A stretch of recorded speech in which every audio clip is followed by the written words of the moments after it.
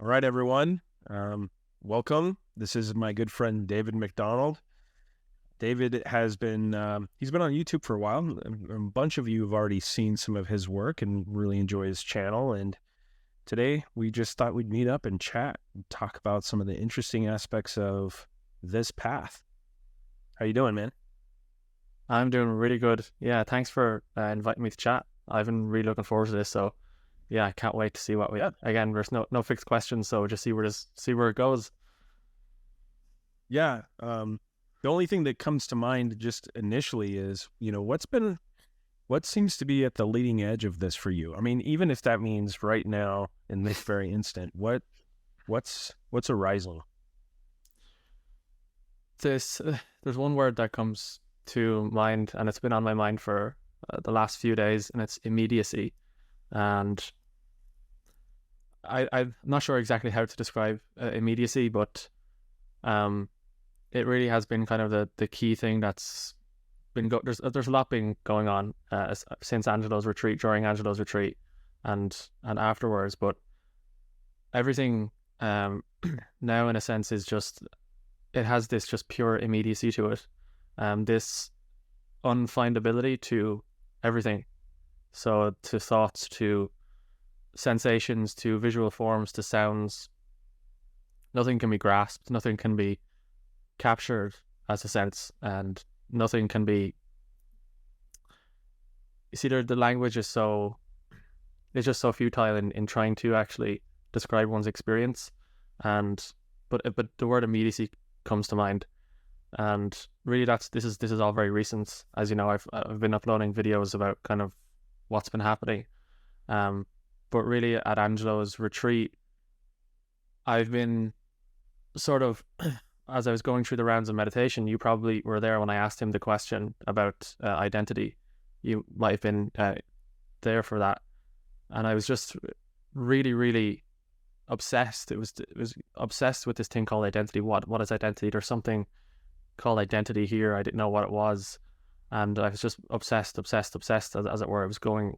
It was just energetically, intuitively. It was just, even in the thoughts, it was just coming up for me. And then, yeah, I was just sitting in the chair, and I could feel my heart rate go up for no reason. My heart rate started going up, started going crazy. I was like, what is happening here? Something's about to happen. I don't know what's going to happen, but something's going to happen. And I said, this is strange. This is very strange. I could feel myself. It was almost like before you have like a sort of a panic attack. And then it was like a lightning bolt just kind of hit me. And then it was just a sudden flash, where I kind of recognized that there is nothing in between thoughts, feelings, sensations. There's no glue binding it all together. There's no hidden self behind any of them, behind any sensation in the head, behind any sensation in the heart, behind the sounds, behind anything.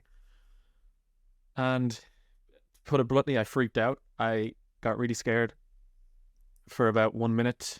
I got terrified. I was like, I've gone too far. I've done this. I'm after completely walking off the edge. And I was like, I can't go back. I tried really hard to grasp onto this thing called formless awareness, where I'm like the infinite, Advaita awareness. And I tried to cling back to it. I was like, oh, no. I was like, that's my resting place. I have to go back and like rest there. And I couldn't do it. And yeah, my body just reacted with primal fear. But after about 2 minutes, it completely settled. Everything settled. I actually closed the laptop and left the retreat. And I went skateboarding with my friends, and it was the most joyous time I've ever had in my life. The freedom there just didn't need to be a self anywhere. There didn't need to be any of that holding it together. I was just playing on the skateboard. I was running with my friends, taking videos, and something definitely changed there. And then everything after that has sort of been immediate. The word I would use is just this, whatever this is just very, very immediate. That's the best way I can kind of describe it. It's pretty elegant, actually. Immediacy has been definitely, it must be collective. It's been spoken about a lot here as well. And the only phrase that seems to come up is the first thing is the only thing is everything. Beautiful. First thing is the only thing. And and it's also just so ungraspable, and it's kind of, as you're saying, it's the first time for literally everything. I was literally just reading a John Aston email before this, and he was talking about how you never experience the same moment twice. You might be with your partner, or you might be in the same room, and you think you've been there 100 times, but no, you haven't. It's like, no, you haven't. It's like you haven't, like a half a second ago, you have never experienced that in your life, and every second after that is just so ungraspable and so immediate. It's the first time. It is the first time. It's almost like the first time, the Big Bang. Like, it's not even every second. It's even closer than that. It's like a birth and death simultaneously happening, and it's like that with absolutely everything. The sensations are dying, and being born simultaneously. And as I said, I was just reading John Aston's email there, and he was talking about that, and I was like, that's it. It's just the ungraspable nature of experience. And really, how could you ever be bored? How could you ever be bored? Because this thing is just like, yeah, it's something I don't laugh a lot. Gonna laugh. It's funny. The magic is in the mundane. Yes. And that, sidetrack a little bit. Sometimes when I'm getting out of bed recently, and if I'm walking in new areas, I kind of just like open a door, and it's like, boom, it's like, there it is. It's like, you just open you kind of get out of bed and you turn on the light, and it's like, boom, it's like, whoa, what is this? And it's like, whoa, it's like, god damn. It's just the immediacy is almost like vibrating. It's like, it just has an intensity to it. And yeah, that's just been really funny lately. Nature does that as well with trees. I don't know what it is with trees, but trees have this luminous kind of non-dual kind of, I don't know about it, but the beautiful part about this sense of immediacy and what you were saying about interacting with other human beings is it's always so brand new. I was working with a particular gentleman on Friday, and he was having a conversation about his wife and patterns that tend to arise in relationships and how resentments and things like that can show up. And so as we began to talk a little more, he was able to identify that there was a sense of predicting her behavior, a sense of anticipating what she is likely to do based on what he knows about her. And so I asked him, I said, what is actually known about her? What do you actually know? And as he sat with it, he realized he doesn't actually know anything about her. And so the practice became something along the lines of, not really a practice, it's just a shift of attention, which is something I would love to get into with you, by the way, because I saw that video where you spoke of attention, and I think that is so right on. That the attention is brought so immediate, so in the moment, that it is a brand new spontaneous exploration of the affects of her face, of the sound of her voice, as if you had never ever seen this person before, and you're discovering them brand newly. And as he began even considering the idea, he just began to cry, because it guarantees to open us up. This has a myriad of unfolding just to be immediate. It unfolds so many layers of openness and vulnerability. And I think that right there, that's the core of it all. Just complete immersion. Complete immersion. Jeff Foster, I'm not sure if you're familiar with Jeff Foster. He said something very similar in his book about how he, his relationship with his father, I think his father had Alzheimer's, and he always looked at his father through the lens of fatherhood and father-son relationship, and I don't think they had a great relationship. So he always had condensed his dad into this box of father-son. And he said he walking in the house one day, and he just stared at his dad, and he said he saw him for the first time ever, and he saw the milk dribbling down his chin. he saw his coarse hands as he was eating his breakfast, and the categories of father son, what it means to be a father, all the memories of the past, it all just dropped away, and it was just like, what is this right here? This just pure, pure immediacy. It's like I haven't got a clue, what this is really. And yeah, I think that's really, really beautiful. For me, it's not perfect. Like, people can hear this and they're like, oh, so your relationship is perfect then, and your everything is perfect with you, with your family, with your friends, because you just see them new all the time. And I've been kind of getting that question a lot. And no, it's not perfect. It doesn't mean that everything becomes perfect. But the way of interacting with people, with friends, with family, and all of that just becomes far more spontaneous, far easier to actually interact with people. And before, I would look at people through a certain lens of, it's hard. Like, everybody is looking at you, or they've built up an idea of you in their heads, or I've built an idea of people in my heads, and based on social conditioning or whatnot, I'll either reject that person or accept that person. But there's almost like an inability to do that anymore, because what I'm seeing is just the thoughts or the idea of them is just so insubstantial. It's like mist that you just can't. You just try to put your hands through and you can't catch it. You can't catch the thought. It's like that with all thoughts recently, actually. And so the thought about them, or the reason why you're pissed off at them or you're angry with them, it's just an insubstantial flickering. And what's real is what's in front of your face. It's just right there. And so I think that really opens up the doors of compassion a lot more. Mm-hmm.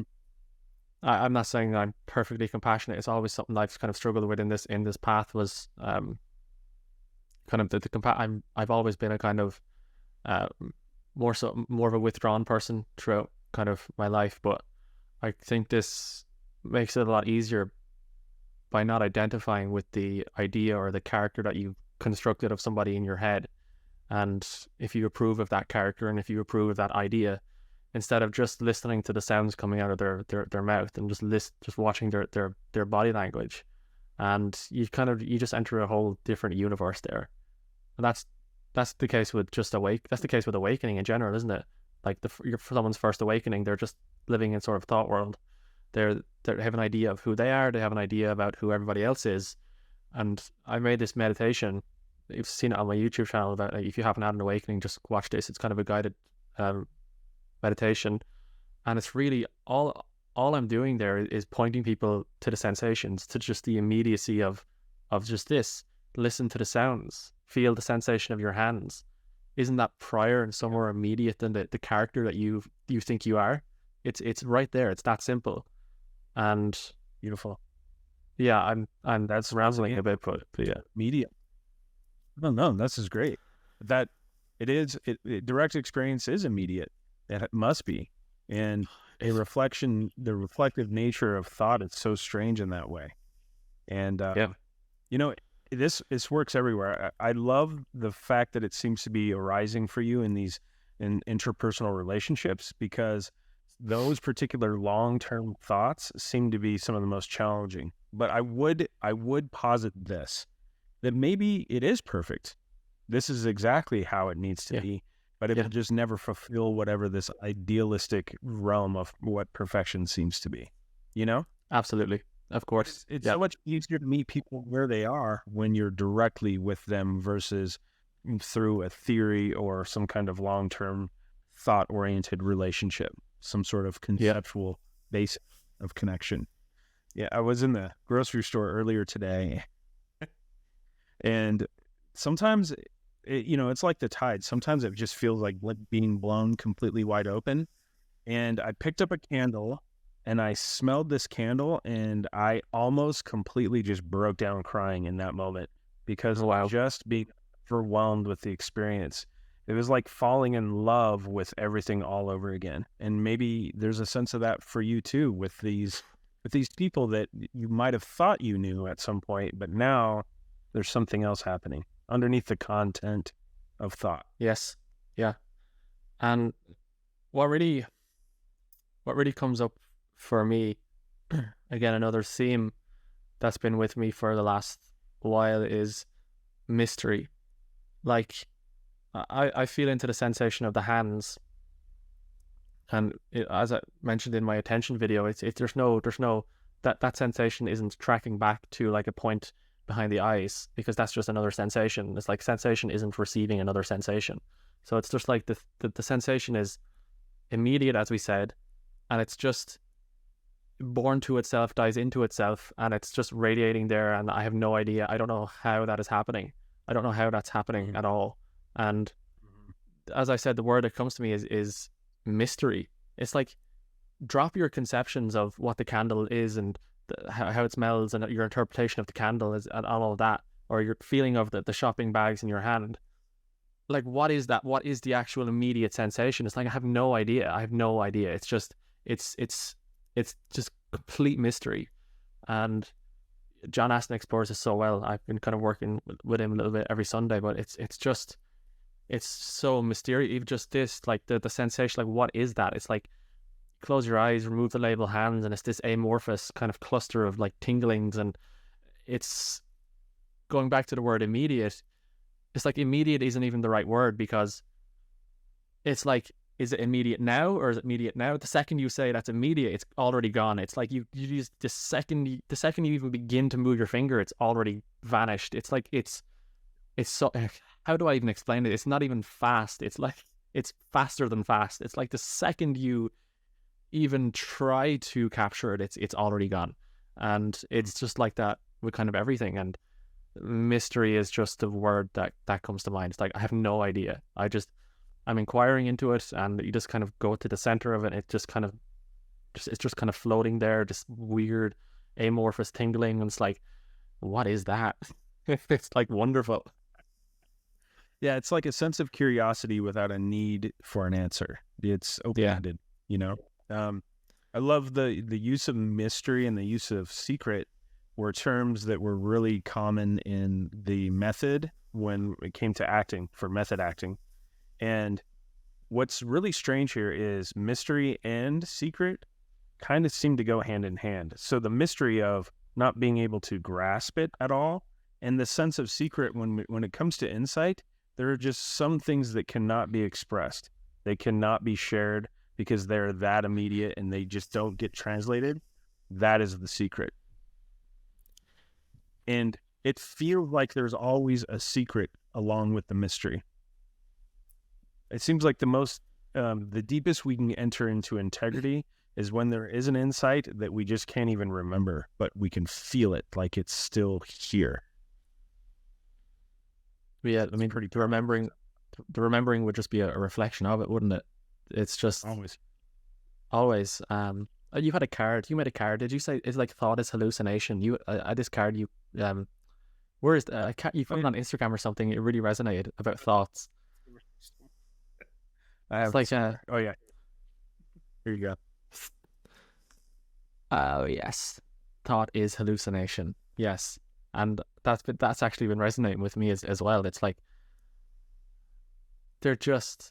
Angelo uses the word reflections, and it's just that hallucination is kind of the same kind of thing. And even remembering is just that as well. It's beyond remembering. It's beyond thinking about it. It's or any of that. And yeah, sometimes I just feel like being quiet, because it's like, what are you going to say about it? How could you say anything about it? It's like, just be quiet. Just all the time. Just shut up. Just shut up. Sometimes nothing to say. Yeah. I mean, it's just like nothing to say. Yeah. Do you know what I've been thinking about? And I was on a podcast. Gary Haskins, he might send you an email, by the way, because I told him about you. But we were talking a little bit about you and your. I was basically talking about kind of going to the center of sensations and exploring them, and even emotions, and kind of just moving towards them and kind of exploring them with this kind of mysterious attitude. And I was telling him about you, and correct me if the story isn't exactly correct, but how you were feeling kind of emotional, or depression was over you for a few weeks, and you kind of just went to the center of the pain, and it felt like there was tentacles kind of holding onto you. And then when you went to the center of the pain, the mystery, when you went to the center of the mystery as such, the tentacles just all opened up. And I've been actually thinking about that for some reason for the last few weeks, because it almost like, oh yeah, it almost like it makes sense. Intuitively, I can kind of feel or understand exactly what was going on there. But I'm just interested in exploring that a little bit more with you, that experience, because it's been sort of fascinating me for the last few weeks. Yeah, it was it seems like there was, it's difficult to even talk about sometimes, because the best I can do is just put it conceptually, but even then it really does feel like it cheapens what it was.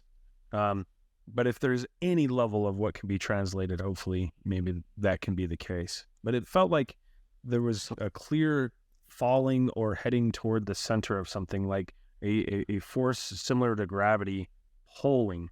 And it was really clear that the majority of my entire life was fighting that force, resisting that force, pushing, fighting, clawing, screaming, biting, everything I possibly could.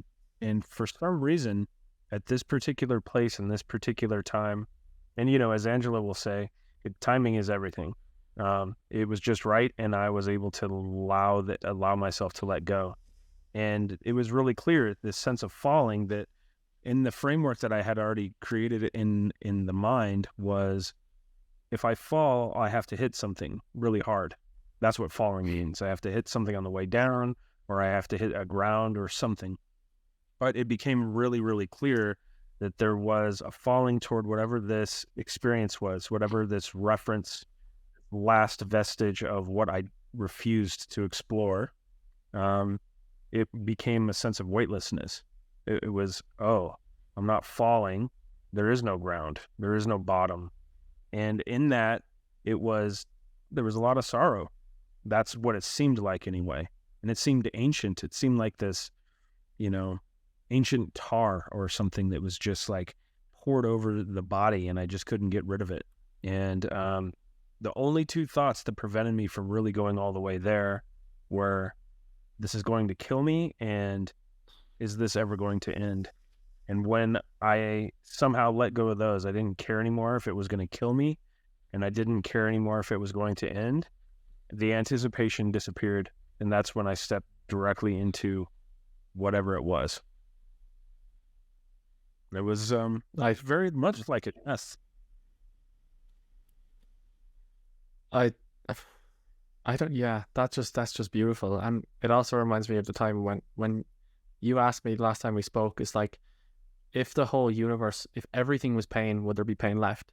And it's like, if you go right to the center of something, you go right to the center of the pain, you go right to the center of anything really, then kind of the whole universe becomes that. But then there's no referencing anymore, so it's like there isn't any space for a self to exist. There isn't any space for anything really else but that to exist. And that's how I've been kind of intuitively feeling into kind of what you said there. It's like what does happen when you, so to speak, go right to the center of something, go right into it.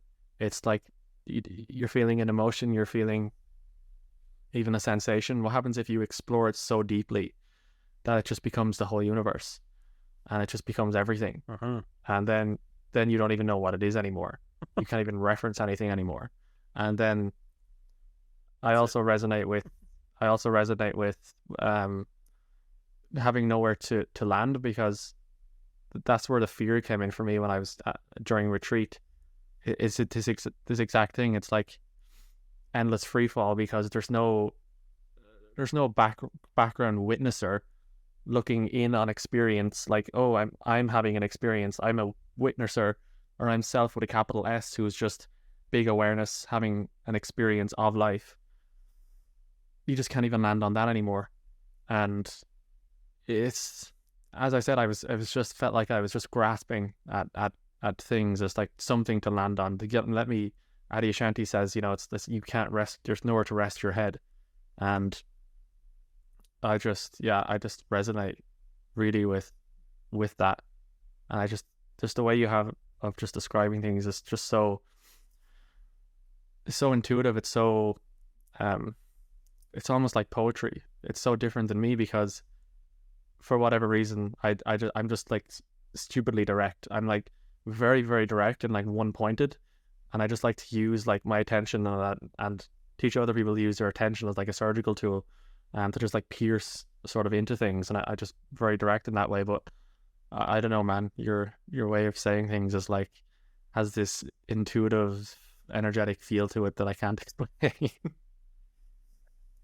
You know, the thing that's great about all of this is it seems, yeah, I mean, this is so conceptual, but maybe you can feel into this.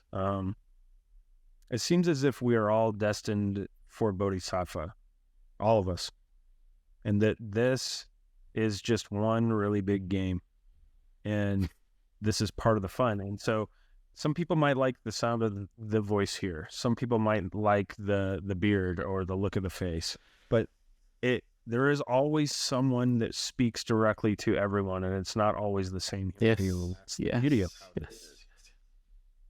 Yes, I completely the sound of the voice there, that beautiful Irish accent, it's just going to lull someone into a place where they listen in a way that they weren't listening before. And you know what?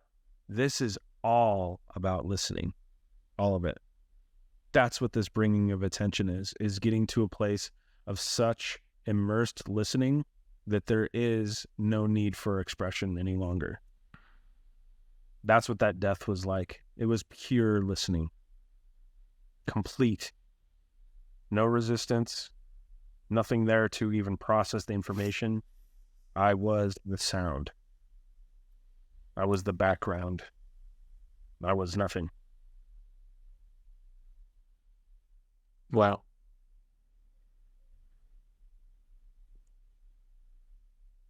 Yeah, that's just yeah, that's powerful right there. But just so we don't sit in silence for the next hour, I'll respond to what you said about everybody. I made another video about this. Is that I entitled it that nobody wakes up in the same way, and I really think this is true. Like me and you were talking about the exact same thing, but the flavor in which you talk about it is like really completely different than the flavor in which I talk about it, which is different than the flavor in which Angelo talks about it, or Suzanne, or Violet, or pick a teacher, Joseph Goldstein, or whatever, Sam Harris, or whoever you're picking. There's all these flavors out there, and each one of those voices will just resonate with you more.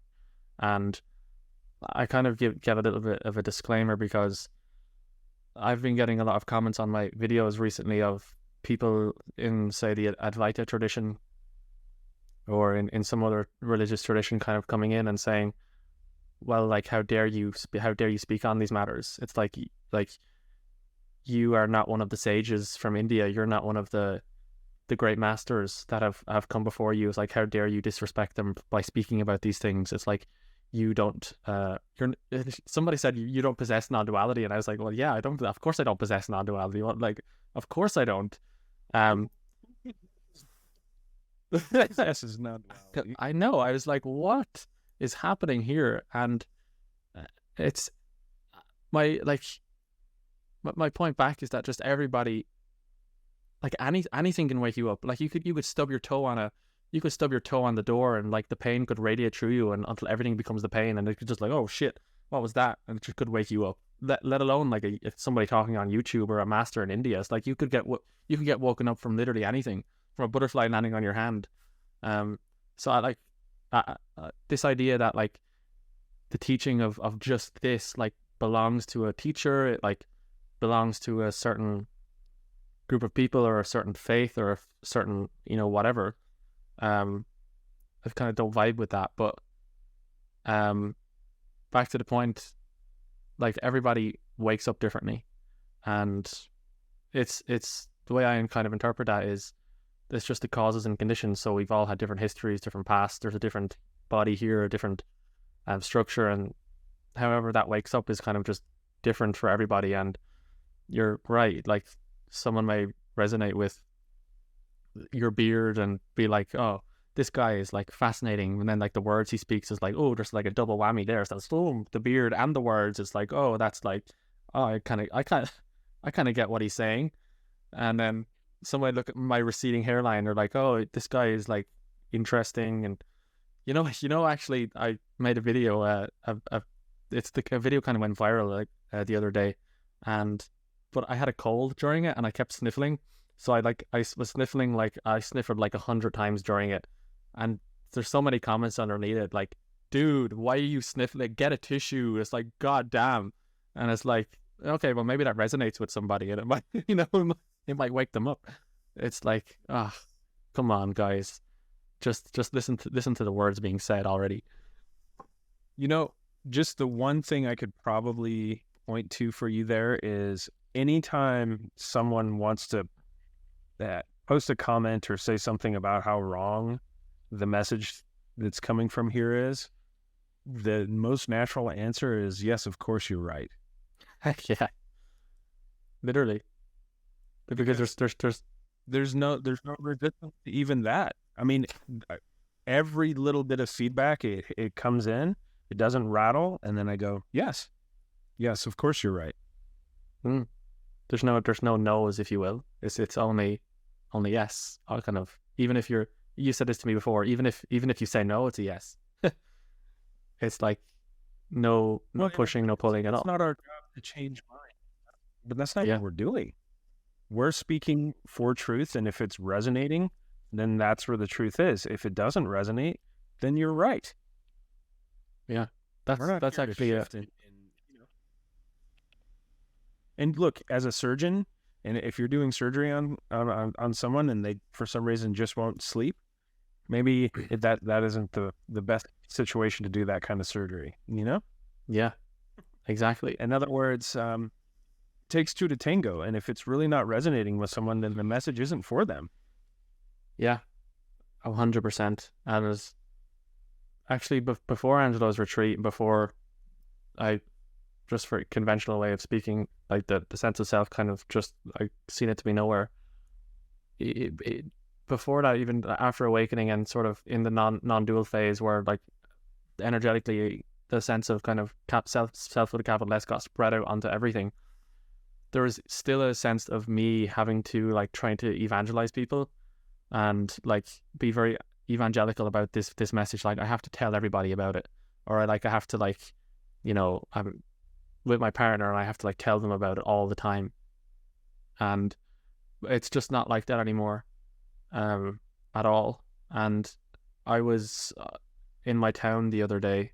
I was just going to get food, and I was eating the food by the river. There's like a kind of a river, and then the town is beside it. And it was during the evening time, and there was people walking their dogs. I'd have no idea who these people were.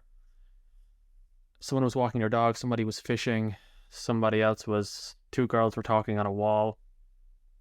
And it was really astonishing because I turned around and I looked at all of them, and all I saw was walking Buddhas. All I saw was walking, awakened people everywhere. There's no distinction anywhere. There's no, I'm awakened and they're not, or I have something that they don't.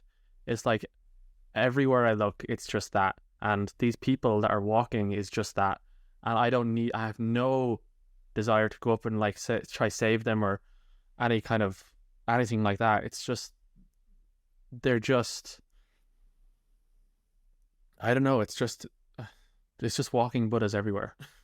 Just everybody is just, everything is just like that. Everything is like this. And everybody is experiencing this. Everybody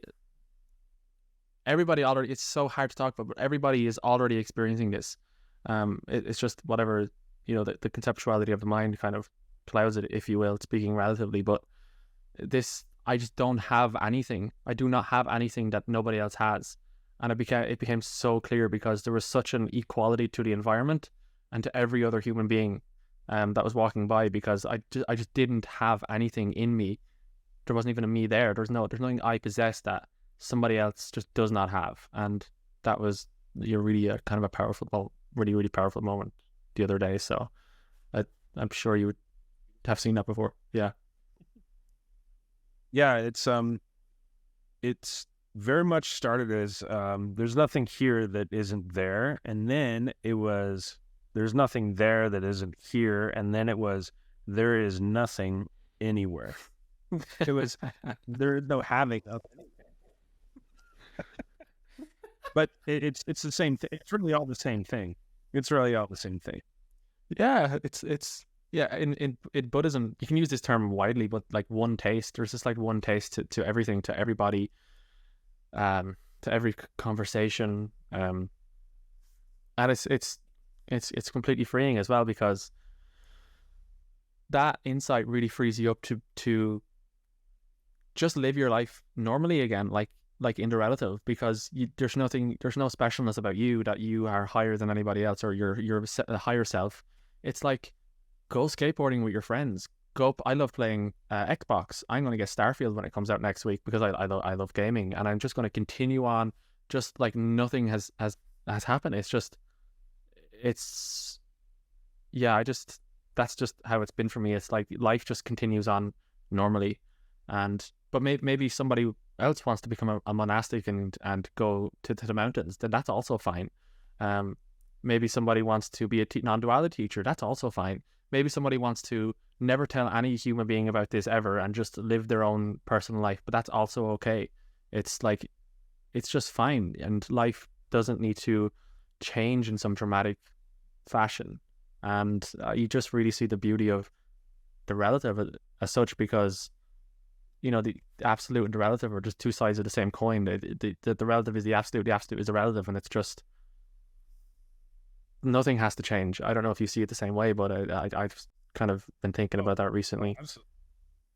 Absolutely. I mean, the most powerful form of leadership, if you want to use that word, is through example. And so this is just about full engagement. That's it. Complete, utter immersion with no pushback, with no hesitation, with no avoidance. And something shifts, yet nothing changes at all. That's what makes it so beautiful. And, there was a recent meditation where it was like, it seems really clear that immediacy, that spontaneity, that mystery that seems to be unfolding. It's like a multifaceted flower, and it really feels like this. It's just this blooming, but the petals don't just stop here. They just keep blooming. It's just like this, and it's orgasmic. The sensation, the vibration of all that everywhere. And what is so strange is, in the midst of being so immersed in conversation and interaction with other human beings, I am them. I can feel the words as they're forming in the mouth. I can feel the lungs. I can feel the breath. I can feel the heartbeat, and it is not located in any one place. It begins to show up everywhere. And that by itself is just, that's it. Nothing needs to be said. Nothing needs to be done. Just be in the midst of it. Exactly. I mean, perfectly said. I'm curious if you have had any kind of energetics in the body from actually being face to face with this, relatively speaking, kind of just the whole immediacy of it. For me, the headaches are just awful. Just really, really bad headaches. Especially if I'm kind of really attuned into whoa, there's no separation anywhere, and it's there's not a slither of self or separation anywhere. It's the head just wants to explode, and just energetic kind of. It's the system is going nuts, because it's trying to reorganize itself, or the body is just not. It's just not used to this at all. I don't know if you, just based on what you talked about there, do you have any kind of energetics that kind of go along with that? There definitely was something akin to Kundalini, and it, just it'd feel like a shot of energy kind of moving up through the spine. And, it wasn't, I've seen some other people have a lot more of an intense body reaction, but there was that for a long time. the sense of like pressure in the head, what I can say there is if you just allow the head to explode. That's it. Stop resisting. There's a subtle level of resistance. That's it. Of course your head's not going to explode. Not physically. Of course. If you say so, Josh. That pressure built up, that's the same feeling of, I don't know how to describe it. It was like right before you're about to have a sneeze. You know something's coming. You can feel it starting to come, and there's a buildup. There's a climax being reached. That's what it was like to step right into this state of utter nothingness. And it can be really similar with that feeling of a climactic buildup of energy in the head. And any type of resistance that might remain, it's going to hang out right there. So sounds like it's at least worth exploring. Oh, yeah, for sure. I've never heard it put that way. What would it be like to sneeze, because you don't know what's on the other side of this particular type of sneeze. So there might be a little fear there too. Yeah, for sure. That's another kind of really fascinating thing to talk about as well, is that just because I have a YouTube channel and I'm talking about this, there's no sense of, there's a sense of finality in terms of, that I can't find a self anywhere, but things are ever opening up, and there's ever subtle resistances or things or integration back into like normal day life that's just continually sort of evolving. There's no sense of, well, I've reached the top now and I've just like some like God or something like that, and like I've just reached the level of the Buddha or something like that, and I just continue on from there. But there is still such an openness to, how do I say it, just keep exploring the mystery as such, even in that just a simple sensation in the head, and there's still thankfully such an openness to that, and I it's not a caution, but I think a lot of people can reach certain stages, they can have maybe an awakening shift, and they think, oh, that's it, that's it, and like there's no more to come after that. Maybe Neo-Advaita, Angelo talks about this as well, but Angelo kind of cautions against the same thing, is that if you have this idea that there's nothing left to do, there's nothing more to do, there's no more trauma work to do, there's no more emotional work to do, there's no more investigating to do, then you might be mistaken a little. You might be a little bit mistaken there. But for me, there's no sense of no finality to this. It's endless. There is no finality, and anything we know is a state of finality. Knowingness is the death of curiosity. Well, here's something that is really intense, but I'm just going to get right into it with you.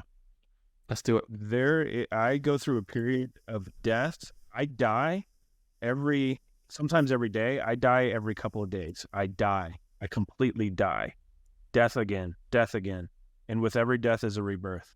It's like a superposition of being both alive and dead all the time. But it's the willingness to step into the death. And the death is anything that wants to have orientation, anything that wants to know, anything that can think that there's some sense of anticipation or something that can be predicted. There's a death. And sometimes that death can be more intense than others. But the first time we die is not the last time we die. And the first time we were born is not the last time we were born. And so what it is to be a brand new infant in every single moment. And that sometimes requires a death. That's so amazing. It's like walking like a ghost. There used to be a period of time in my life when acting was a really big deal. And I would walk into a restaurant or another crowded space, and people would stop what they were doing and they would turn around just based on energetics alone. People would want to go look at this guy walking in. And then soon after I had that experience of stepping into absolute emptiness, everywhere I would go, it was like I was invisible. And if I would go to a restaurant, I would have to actually touch the hostess on her elbow or something for her to even make eye contact with me. And it was almost like, at first I thought I was being tested by the universe or something, like, oh, if there's any ego or anything left, this is going to fire something up. But it became really clear that it was like being a ghost. And so this life is so strange. The non-duality of this is it's neither life nor death, and it's both. And really, it's a superposition of being entirely dead and gone and also reborn in this very instant. Every single beat of the heart is a new beat. Every single beat of the heart is the last beat, just like that. And man, that can really start to get like the goosebumps going and the fear going at first, but there is nothing like embracing this. And this is part of the reason the poster's there, because this is where I say shadow work is never done. Our first experience with shadow work is one thing, but eventually we just embrace the simultaneity, the superposition of being both alive and dead at the same time. And then we're hanging to nothing. That's so beautiful.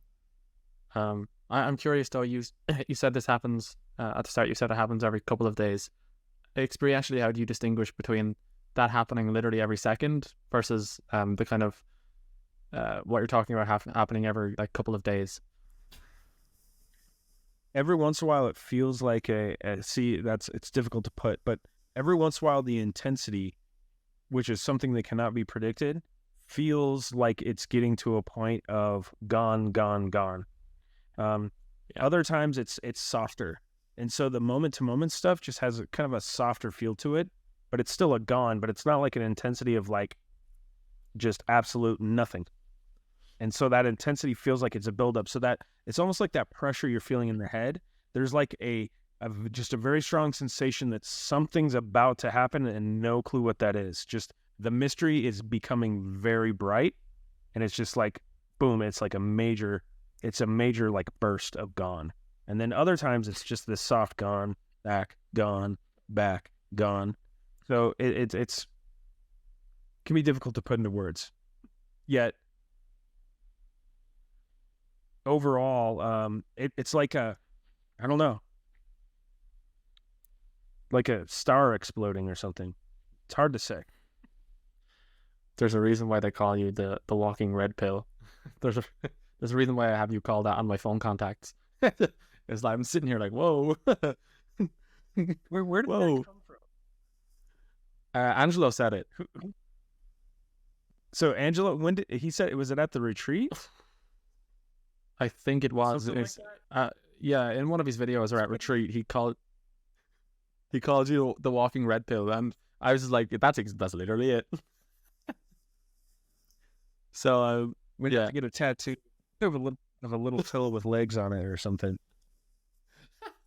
What I was going to say is I haven't experienced anything that powerful kind of as you have, but the way kind of death has been happening, which has been really interesting, and my experience is, again, after retreat, especially the first like week or two afterwards, when when I saw it again, there's nothing, no awareness gluing anything together. It was just sensationing, sounding, thoughts thinking themselves. It's like everything is kind of doing itself to itself. It was almost like after that, anytime a thought arose or a belief arose that would be saying things like, oh, like you can't be happy right now, or you can't be content right now. That's been a thing for my whole life. It's like anytime I'm enjoying myself, and it wouldn't be long before a thought would come along and tell me and give me a reason why I shouldn't be happy. Or anytime I wasn't happy, there was a thought there saying, oh, this is going to make you happy. And it was just, again, it's just the wheel. But what's really interesting is for the first few weeks after that because there's no where for that belief to land, the belief arises to die. It arises in order to die as such. So the belief says, you can't be happy because of this. It's like, oh, it's got nowhere to land. It's where it's got nowhere to land. It's got no self to land on. So it is arising and dying because it's got nowhere to stick to. And that kind of has been my experience, you know. Maybe if people are like, oh, well, when the sense of self drops away, everything will be just like completely fine. It's like, no, there's still beliefs and conditioning in the body and all happening there. But in my experience, life brings along struggles now in order to die. So I go through a hard time, but the hard time, like the beliefs around it, the thoughts around it, all those thoughts around it are arising in consciousness, if you will. It's arising to die. So all the beliefs that, oh, you can't enjoy today because work is tomorrow and it's going to be awful. It's like, no, well, that belief has got nowhere to land, really. So it's like death, and it just comes up to die, and everything just comes up to die, comes up to die. So that's kind of been my experience. So Yeah, and that's why it's poetry. I don't know. Everything arises to die. Yeah. I wish. Yeah, it's okay. So this is so vividly the thing. It's any sense of a delay between life and death is just whatever seems to be our limitations as a being or a physical body. But if we surrender that, even if we just bring to a state of allowance, it truly starts to feel like a superposition, simultaneously arising and dying, simultaneously. Not even a space in between. Arise, death, arise, death, arise, death, like that, so quickly that the oscillation moves from this into something that is moving so quickly it seems entirely still. Just this blazing high frequency. And so what you're tapping into, that's it. And now just keep allowing that to continue to rise and die until you can't tell the difference between what's arising and what's dead. Yeah, that's so beautiful. Wow. And it's just allowance, and you're already there. I mean, that's the beauty about this path, is every single human being that is listening to this video right now, you're already there. You're already there. Even if it doesn't seem as vivid in terms of perception, the perception is not necessary.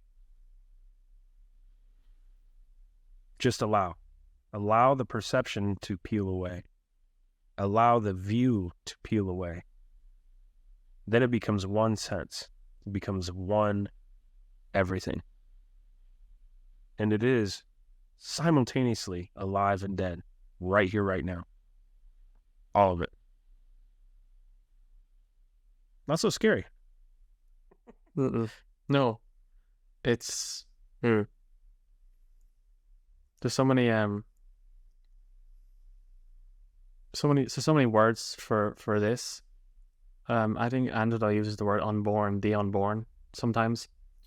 I think maybe Buddhism uses the word emptiness. But yeah. How do I approach this?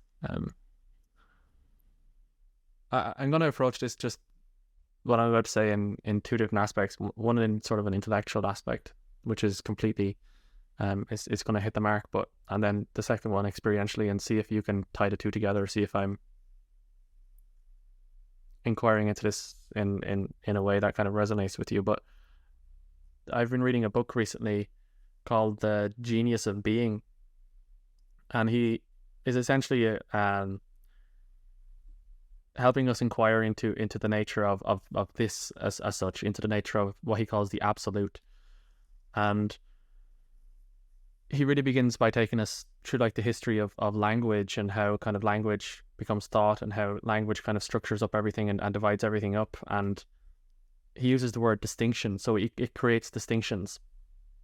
So language, obviously, there's a distinction between a chair and a table. There's a distinction between black and white. There's a distinction between inside and outside. There's a distinction between reality, not reality, awareness, not awareness, being, non-being. These are all distinctions that are created by language, but not only language. They're actually necessary for experience to be at all.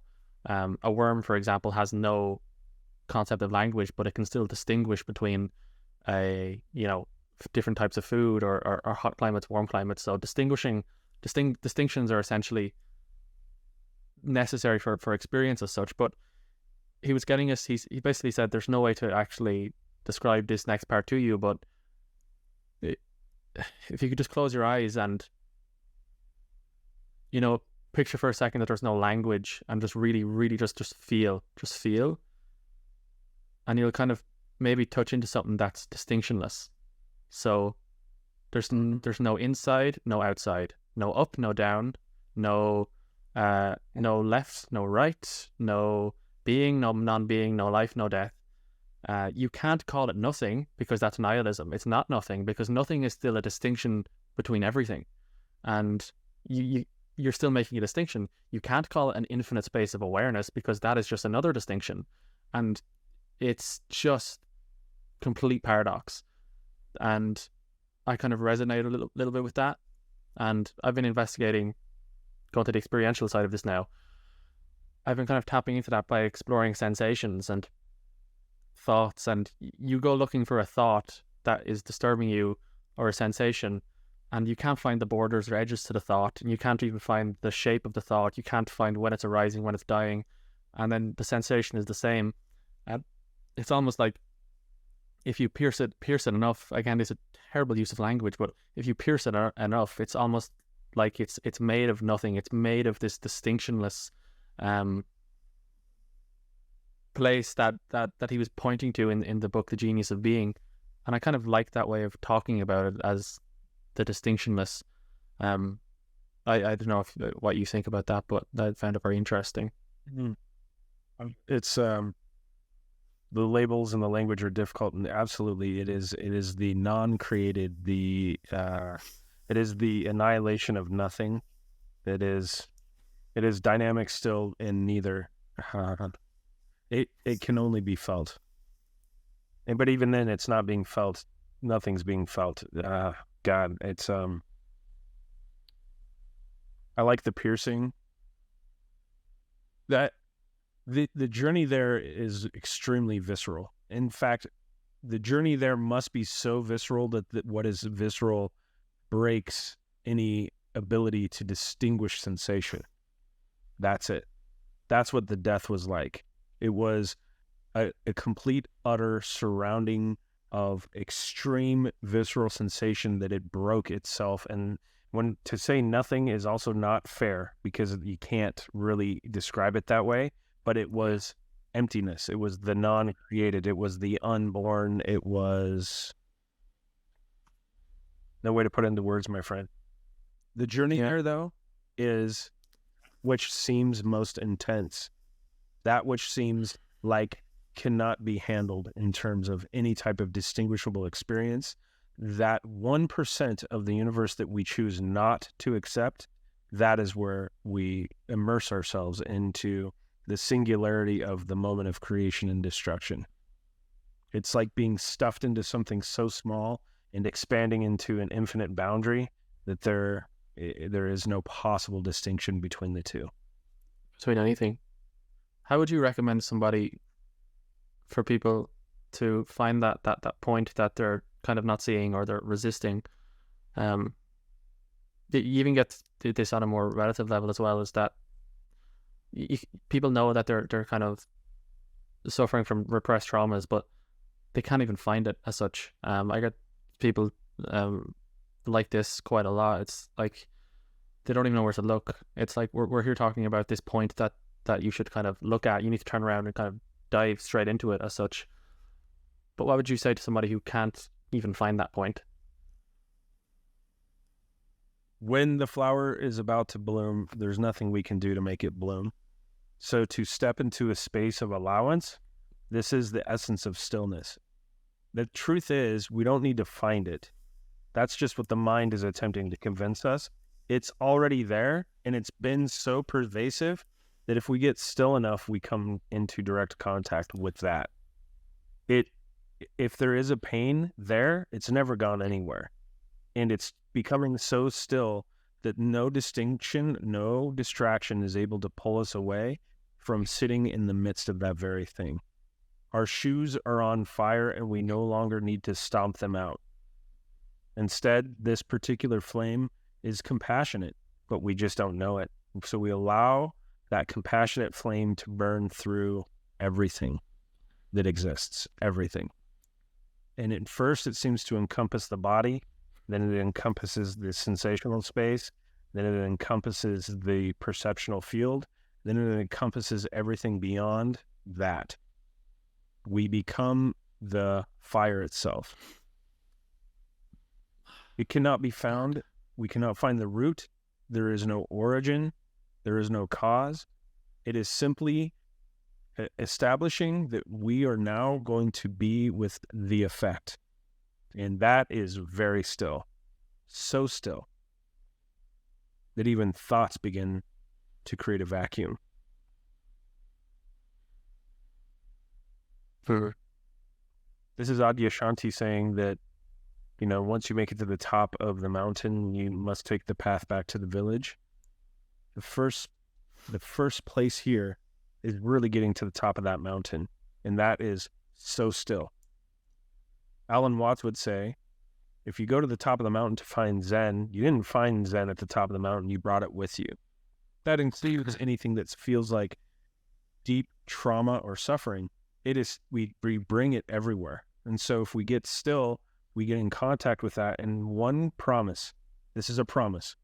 If you sit with that which feels uncomfortable, that which hurts, you will discover that underneath, or this is more accurate, that every sense of pain or struggle or discomfort is the feeling of well-being. It is the feeling of well-being. Now, to know that, you must sit with it. It's an old friend that you just don't know as a friend yet. But you will. Slightly teared up. Discover nothing. I slightly teared up listening to that. Oh my God. Because even this is. Yeah. Sorry. Continue. We've been in the womb of this the entire time. And really, it has been cradling us just like a nurturing mother. And it's just to rest in that of. I mean, something about this universe, it is pure compassion. It's like a pure state of love with no orientation. It just is that way. And then there's a sense, and I was thinking about this not too long ago as well, that there's nothing to push and pull against. There's nothing. It's the best way I can describe it. It's almost like space pushing against space, pushing against space, pushing against space. There's nothing.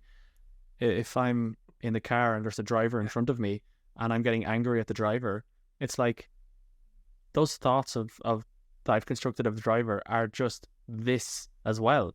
And so in a sense, I'm kind of getting angry at myself. So, but who's getting angry at myself? It's this as well. So it's like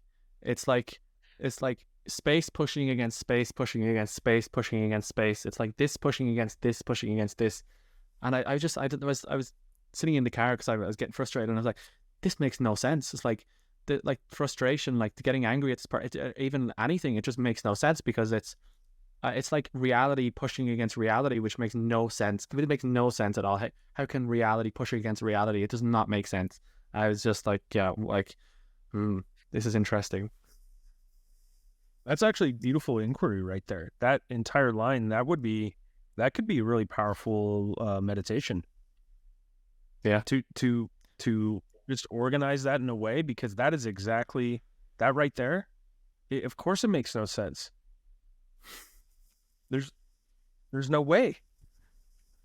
But also, if you look at the nature of any kind of seeking in order to fill what seems to be a lack of wholeness here, just getting kind of more on the superficial level, when people are looking for something to make themselves feel better, what they're really saying is, before I can be here and now, I have to do these other things, this, and this. And then after I do those things, then I can be here now. Wait. So you're saying before you can be right here, right now, which you are, you have to do these other things first, and then you can be right here, right now. But you're still only right here, right now. This is the only guarantee. Oh, that's so beautiful. Yes, and that's something I wanted to share as well.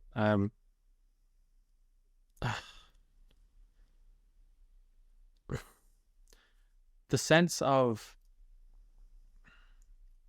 dissatisfaction has completely dried up. Like 100, it's just completely evaporated. And as I was kind of saying earlier on, it's like always before this needed a reason to be happy, needed some sort of a reason to be fulfilled. But how do you say this? Let's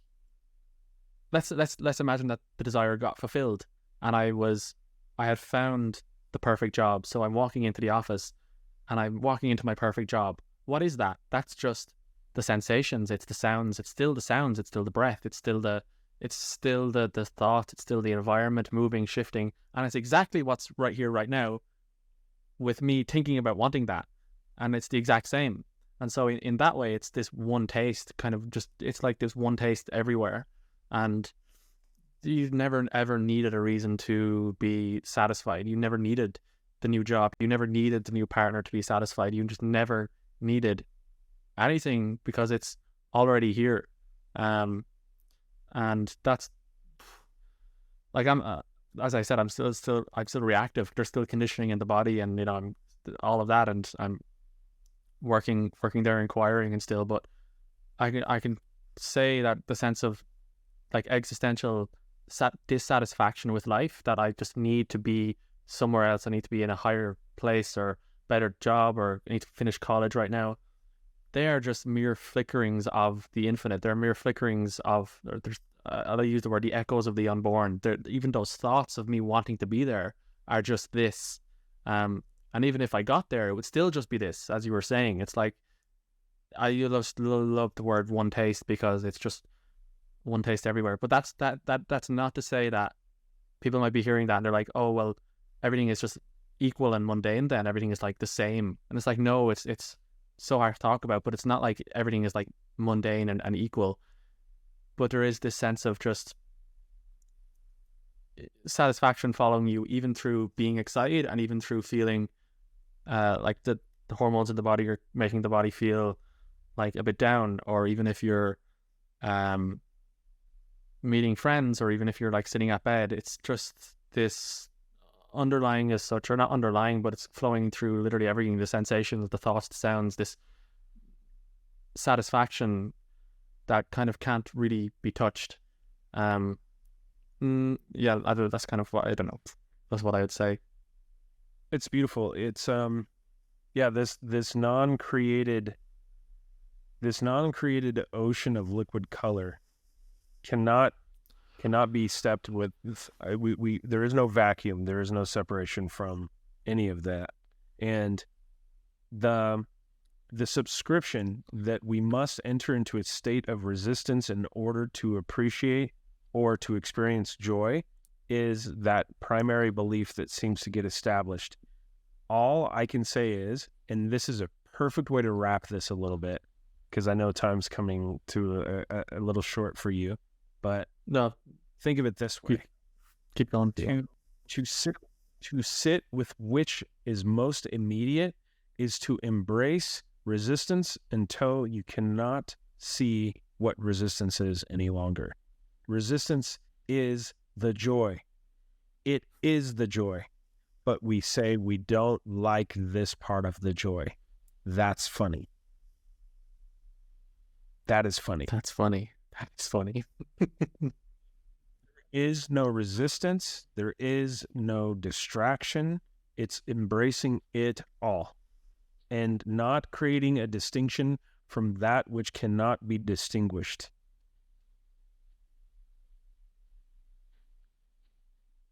And you sent me an email a few weeks ago, the Heart Sutra, that there's no beginning to suffering, there's no end to suffering. I'm pretty sure it says something like that. And it's like, just right there, right there.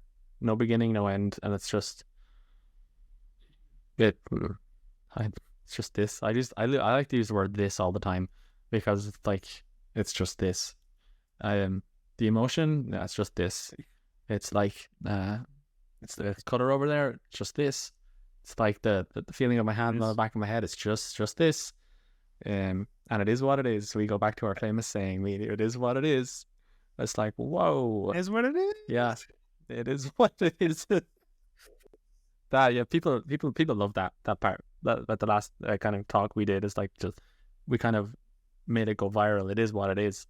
I was like, yeah. What was I going to say? No, I still have time if you're feeling like going a bit further. I want to just touch it. What was I going to say? Oh yeah, I want to talk about.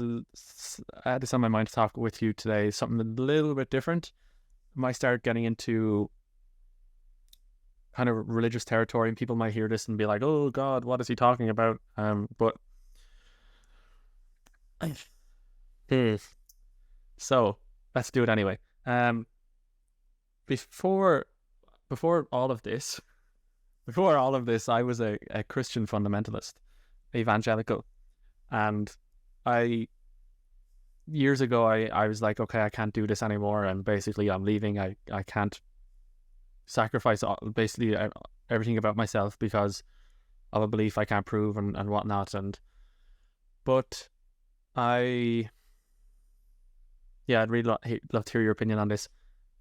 I said one last prayer before I left, and I didn't know who I was praying to. Back then I was like, I'm praying to God. I don't know who I'm praying to or whatever. And I said this with tears flowing down my face. I was crying so hard on the edge of my bed, and I said it from the very depths of my being at that time, and from the bottom of my heart. I cried out. I said, God, just show me the truth. I don't care if I don't like it. I don't care if I have to become a Hindu or a Muslim or anything else. I don't care if every fiber in my being does not like what it is. I just need to know the truth. I just have to know the truth. Please just show me the truth. And that was the very last prayer I ever prayed.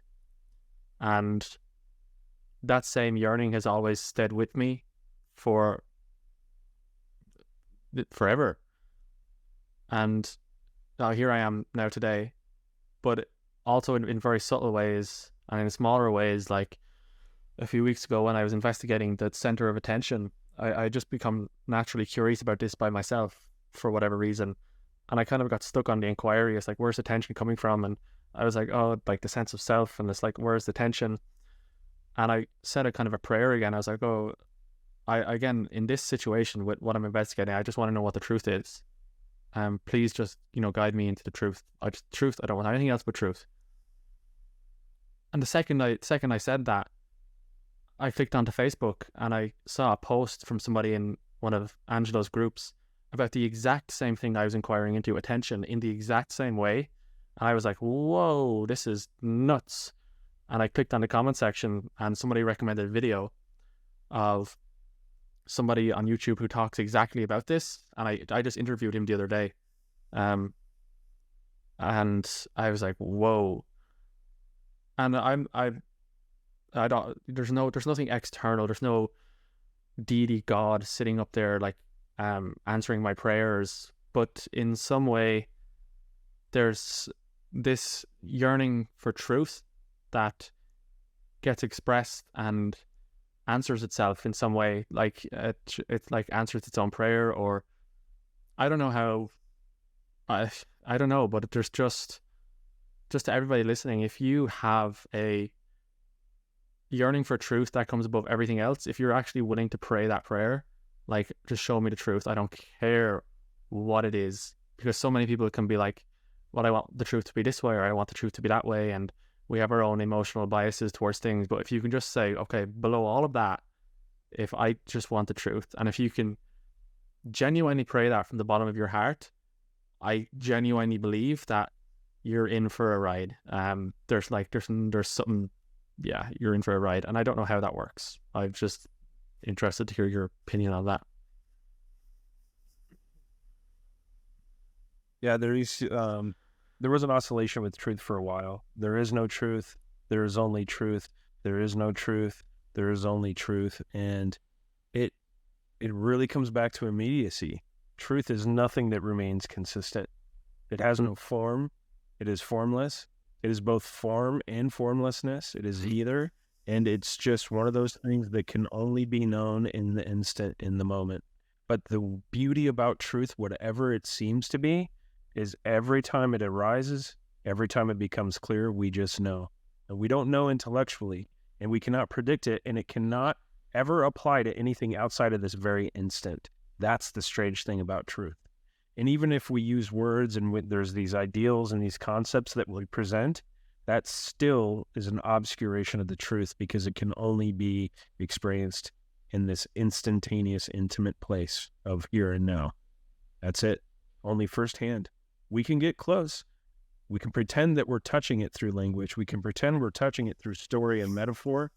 But overall, those are still just pointing in the direction of truth. And it can only be known for ourselves in that moment. Until there is no self. Until there is no moment. Maybe there is no truth. Maybe there is only truth. Seems to be that way. Who's to decide? Why decide? Why decide? Why? I mean, that's the best question right there. Why decide? Why know? Why experience? Why? No need. No requirement. There doesn't need to be one experiencing. There doesn't need to be a center of attention. There doesn't need to be an origin of attention. It just is what it is. Like we say. Seen a Facebook post that said, are you the orchestra or are you the composer? And it's like, why choose? Why choose? Distinction is unnecessary. And the trick with truth is it can be a final refuge for some people, because truth must remain distinctive for most people. As the mind comes in, it's distinctive from what is not truth. Yeah. But there is nothing that is not truth. This is why when someone says, you're full of shit, I go, yes.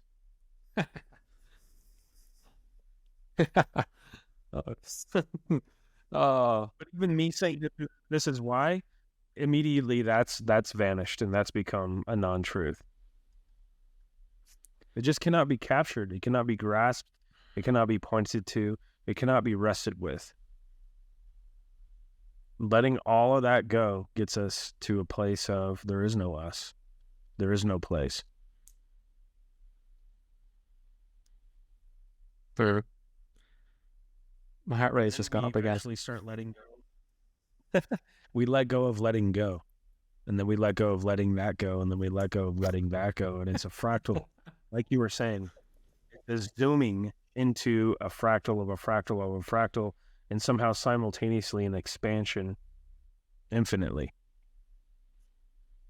Just no way to orient, no way to know, no truth, no untruth, no born, no unborn, no created, no non-created, no form, no emptiness. And and for people listening, that's not nihilism at all, because nihilism is just another position. It's just another distinction. Everything is meaningless. Everything doesn't matter. Another belief. And so then what happens when that belief falls away? And then the belief behind that belief falls away. It's like, what's left? And I just scratched my chin and go, There seems to be something in the emptiness. There seems to be something there. Whatever you want to call it. Touching, caressing, massaging, dancing with consciousness.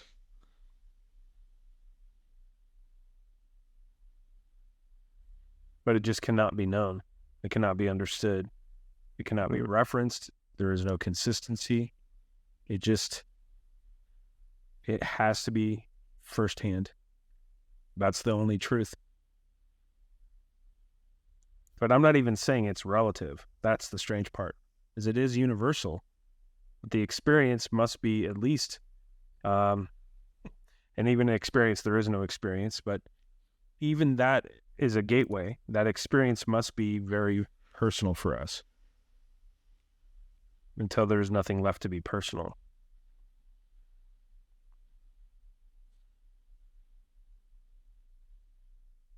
When you say, what do you mean by it has to be personal for us?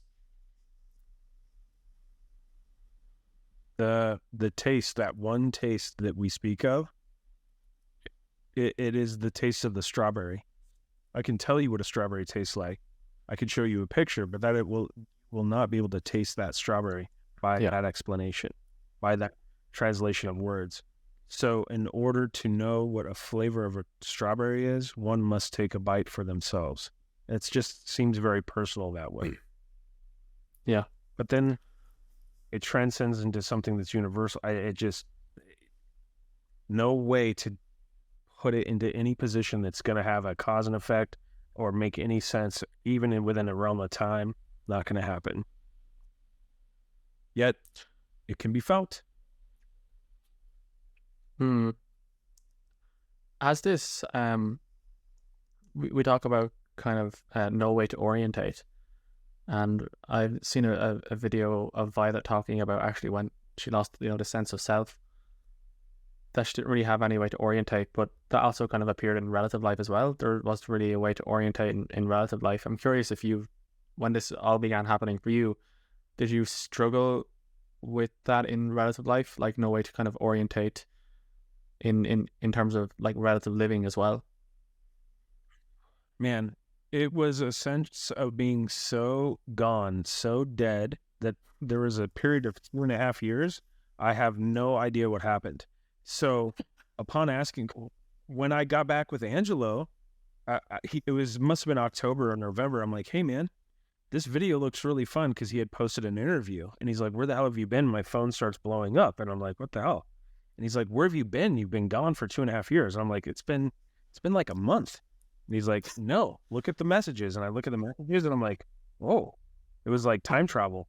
So I asked my family, I say, what was the last few years like? And they're like, well, you threw the baseball, you cooked food, we went out and did some things. It was like very mundane, family kind of life stuff. And I'm just using the word mundane because that's how they were translating the experience. There was no one there at all. No manager, no recorder, nothing. So there was no way to orient because there was no one there. And there's a very strong sense that this is an in continuation, because now looking back at what November seems to be, it becomes kind of funny. I'm like, what the hell's November? What is November? What is November? I'm serious. What the fuck is November? Oh God. It feels like it's in continuation. So here's the strange part: it's this, in the Heart Sutra, Om Gate Gate Para Gate Parasam Gate Bodhisvaha. It's like this gone, gone, gone, gone. It is very clear that that's emptiness. There's just sense of no doing, no nothing. It just all on its own. It's like this is a vehicle. It's very clear. It's like a vehicle, and no matter what level, what type of consciousness wants to be here, it can still drive the vehicle. That's it. There's not a consistent anything here ever. This is in flux with everything else. And so this conversation's hilarious because it's like we had a conversation before, but not really. No, because that's something new, completely new and recreated right here. Yeah, with both of us, with everything, with the technology, nothing is the same. Again, it goes back to immediacy, and our conversation is literally a reflection of a reflection of a reflection of a reflection of a reflection of a reflection. It's just a thought. It's like, can I even say that it happened? It's just a thought. Again, you can't even pinpoint it. It's like, and that's something I've been noticing recently as well. Is like before all of this, I'd like be talking with people, and like I'd have a conversation with them online, and I'd be like, oh yeah, this is so cool. And I'd close down the laptop and I'd be like pondering the conversation of like, oh yeah, that was so cool. And how many views did I get for this? And did I say the right things? And oh yeah, and it's like, it was like a real thing that was still there. And then recently, like I've having these interviews, and I'd like close down the laptop, and then it's like, oh, there's the carpet, and it's like, oh wow, there's the carpet. And it's like that's the most interesting. That's it. That's the most interesting thing. Just like that. People will reference a conversation we had, and I'm like, that wasn't me. People will ask me how old I am. I don't know what it even fucking means. As soon as this conversation's over, you don't exist. Yeah, that sounds so horrible. but it's not. It's this is not personal. Of course it's not. But Yeah. I mean, and then it's like, and then a video will come up and there's like something familiar about this person. And then I'll hear the accent. I'll be like, there's something familiar. I want to have a conversation with this person every time. This is why it seems why we're having this conversation now, because this is new. I don't know anything. Oh God. The familiarity is because how could we ever be separate? The familiarity is we are the same. There is no difference here. This is all just another thought. I mean, even the body becomes a thought. Even physical pain, it's all thought. It's all oriented around some kind of value system that doesn't exist. To sit with everything exactly as it is, there's no limit. Even pain itself is such, it is the act of resistance to something that is just a signal. It is just the body producing a signal. It's actually energetic. It feels like light. The feeling of a physical touch is light. It's light itself. It's vibration. That's it. And if you are so immersed in that, then there's no avoiding even a physical pain. Wow. But that's actually a part of I know that got kind of intense. So there is something here eventually for people. Like there's nothing to avoid. Like nothing scary anymore at all. that like what Nothing you at just all. said. What you just said could be so helpful. That's why you should release a video on, I think, to people who are actually suffering from chronic pain in their life. It's like just move towards that pain and see what's there.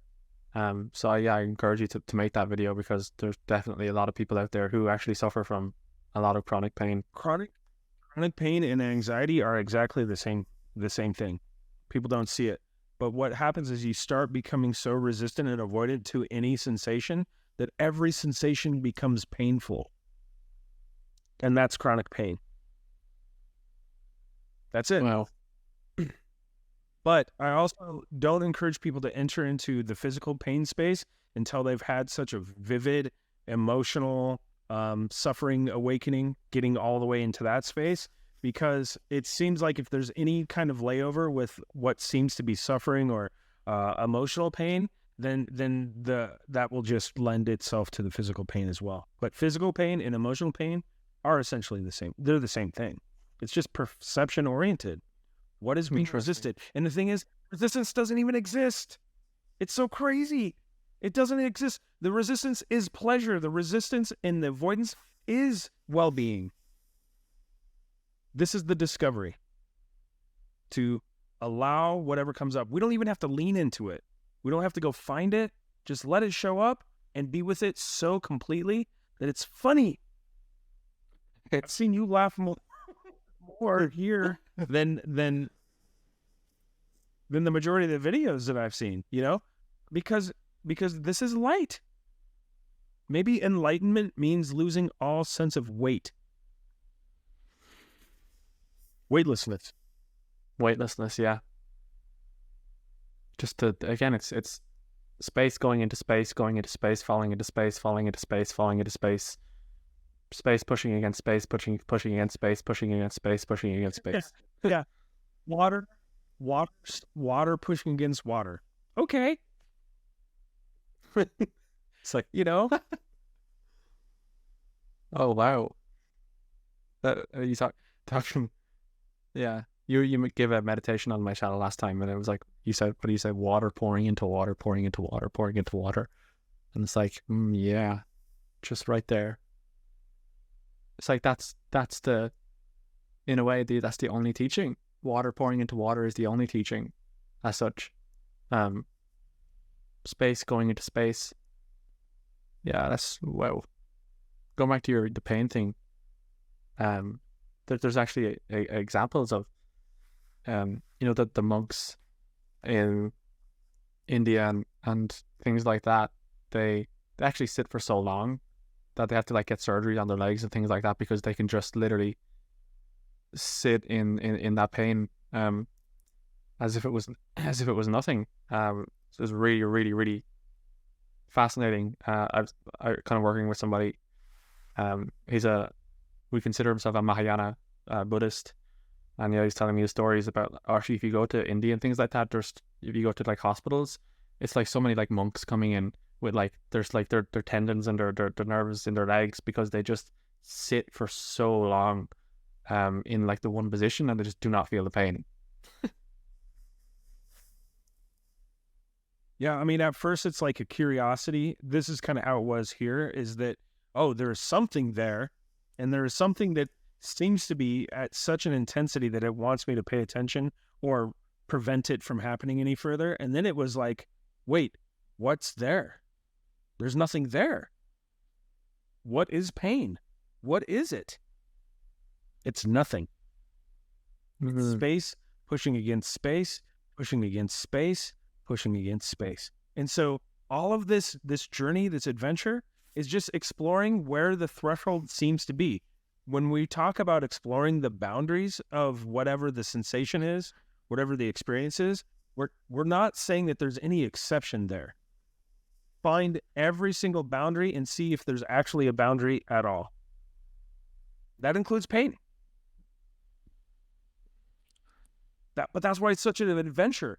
Look how much, when you were talking about there's no way to be bored, it's because how could we not be exploring all the time now? Universes within universes and within universes. Or the carpet. The carpet's my favorite sometimes because spontaneously it'll look like little flecks of color are popping out of carpet, and it'll be like like a static. It'll be like watching like bugs, but they're like little flecks of color, like little photons popping up. And I'll be like, I'll speak to Laura, and then I'll look over the carpet, and I'm like, Laura, do you see that in the carpet? And she goes, what? And I go, do you see anything in the carpet? She's like, it looks a little wavy. So I'm like, oh, whoa. She's starting to kind of tap into something there. But then as she says wavy, all of a sudden it becomes a wave. And I'm like, what? And I'm like, keep telling me what it is. And she goes, okay, now it's swirling. And it'll start to swirl. I'm like, this is amazing. And then I say, okay, don't tell me what you're about to say. And then I'll say, it looks like popcorn. And she goes, I was just going to say popcorn. And I'm like, there is no separation here. We got to go. This is all about play. Might as well have a good fucking time. I was at a baseball game with my daughter, Avalon. She's 14 years old, and I was sitting at the baseball game. You know, I love the fact that you play video games, by the way, because Aiden and I, we play Gran Turismo all the time. Is that a high five? Yeah, that's a high five. Hell yeah. Video games, I mean, there's no rules here. I love when somebody points at me and goes, well, that's not spiritual. And I go, you're right. Absolutely. Because there's got to be a separation for what's spiritual and what's not, you know? Anyway, yeah, we're sitting at this baseball game, David, and I have this profound feeling that the entire stadium, and we're talking like 40,000 people, is beginning to tilt upward, and it's like rolling backward. It's like gravity itself. I can feel it shifting. And I look at Avalon just really quickly. She's to my left, and I say, Avalon, do you feel anything with the stadium? And she goes, yeah, it kind of feels like it's starting to roll backward. And it was such a vivid moment because I had never, ever had a direct sharing of anything that was like playing with any type of the fields with anyone else. It all felt very, very personal and isolated. And she was sharing it with me. And it was like, I was looking at her and she was looking at me, and I'm like, yeah, that's what I'm feeling. And has she got to any sort of awakening at all, anything like that?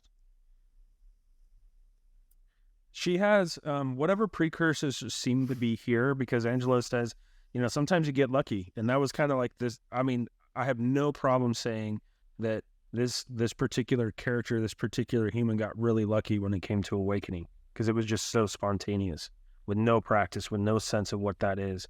And all the precursors that were there, the things that I've been pointing to lately with videos about authenticity, what I'm doing is the best I can to recount. I know it's still conceptually, to recount all the pieces that were there for this character before what awakening was, because authenticity was a major aspect of that. And so she's got a lot of those precursors just kind of built in genetically or whatever, however that looks. And so she has never had anything, at least never expressed anything that was vivid, but she says that she sees colors around people all the time. So whatever auras are, if they exist, if they don't, it's not up to me to decide. So there's a sense that she's tapped into something. But who is it, David? I mean, truly. Oh, God. Who doesn't have something? Who doesn't have a taste of the strawberry? Every single one of us does. But at one point, the intellectual mind says, not that, because that's crazy. And people bought it. Walking Buddhas everywhere, as I said. Is the thing that, walking Buddhas. And the thing that is the most insane about all of us is what is attempting to gauge how crazy we are. That's the funny part. The mind itself, what's crazy. The repetition, the constant repetition, expecting something different outcome. That is insanity itself.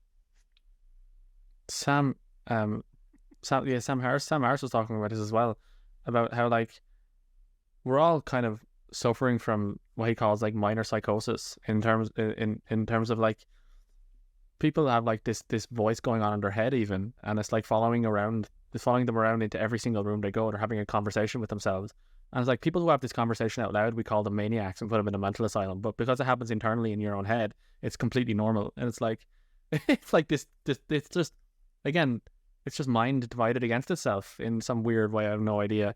And as you know, it's very true, and it's seen in a lot of cases, like a mind divided against itself, or as Christ said, a house divided against itself cannot stand. And it's just like, of course, no doubt. And it's just this partitioning of reality. I'm not even going to try to understand it, but it's just really, it's just extreme worldwide psychosis happening inside everyone's heads, interpreting like, oh God, this should have been a different way. It's like, oh, I didn't like that, and it's like, oh no, and there's a solid me here, but that's just a thought as well, and like I need to be here in order to be happy, and do I like this person? I don't really like that person. No, I don't like that person at all. It's like, maybe I'd move house. I don't really like this, and it's like, oh, it's like all the time. It's like good God, it's like literally a Sam Harris, like, it's like a mental psychosis. It's like it's not psychosis. He can't remember the word he used, but he just, like, people are living like that just as it's the norm. I mean, it's a significant amount of suffering. And it really truly only takes place in the mind. Yeah, and what I've been kind of noticing recently is like that, like, to the amount of energy that goes into it, like the amount of energy it takes to actually like produce a like thought of like, oh, I can't be happy tomorrow. It's like it's just like, it actually, I don't know how people aren't completely exhausted all the time. It's like it requires just a lot of energy. Just all of this really. I don't know, maybe an explanation for why. When I spoke to Angelo, he said one of the reasons for that energy thing is because there's not so much, mental chatter, and there's, energy kind of going into all these thoughts. It kind of releases and kind of has nowhere to go as such, because there's a much more of a calm there. But just it's just fascinating. Everything is just very fascinating. Even I don't like using the word delusion. It's Buddhist. The Buddha uses harsh words like delusion and delusional and ignorance. But even the ignorance and the delusion which we all have is even fascinating in itself. Like the way it operates, the way it works. And really nothing is out of place. In it's delusional, but it's not out of place, and it is Buddha nature as well. And it's like, yeah, sometimes I just want to lie on my bed and just stare at the ceiling and be like, just be quiet, David, shut up, don't even make another video. Don't just Well, I mean, it's true. Everything belongs. It just doesn't have to be as hard. That seems imposed somehow. Imposed. I don't know why. It's almost like all of this is so perfect, and not just has come together. The way time is so strange is it's always been here, it's being created instantly. This is the paradox of time. It's been here for trillions and trillions of years, and it's being spontaneously created right here, right now. At the same time. And so I love Zen Buddhism because, it's like, Master, how do I get to Zen experience? And the Zen master goes, feel that? That is direct. Yeah. And it actually, it's a form of comedy. It is comedy. I think, yeah. Angelo made a video the other day. Yeah. That's true. Yeah, Angelo made a video talking about this kind of the same thing about how Adyashanti used to like go to a teach. It was Adyashanti, and the Zen master would come in and to give a teaching, and he would come in and he would hit his staff on the ground twice, like boom boom, and then just walk out of the room. And it's like everyone would be like, "Whoa, that was like a profound teaching he just gave." And it's like, no, literally, it's just that it really is a profound teaching he just gave. He just went boom boom, two whacks of the stick on the ground. It's like Buddha nature, boom boom boom, walked out of the room. And I want to do that, and I want to get. I mean, wouldn't that be fun to have that job? Yeah, just just walk into a room, boom boom. And we don't have to say a damn word. That's nothing better than that. Yeah, I feeling very light now. God damn. Again, I've run out of things to say. This is perfect. I mean, always a wonderful chat with you, my friend. Yeah, that was super fun. Okay, right. It's so time to go party. Yeah, let's wrap it up. Will do. Thank you very much, and thank you for inviting me. See you, Josh. Absolutely. Talk to you soon. Bye.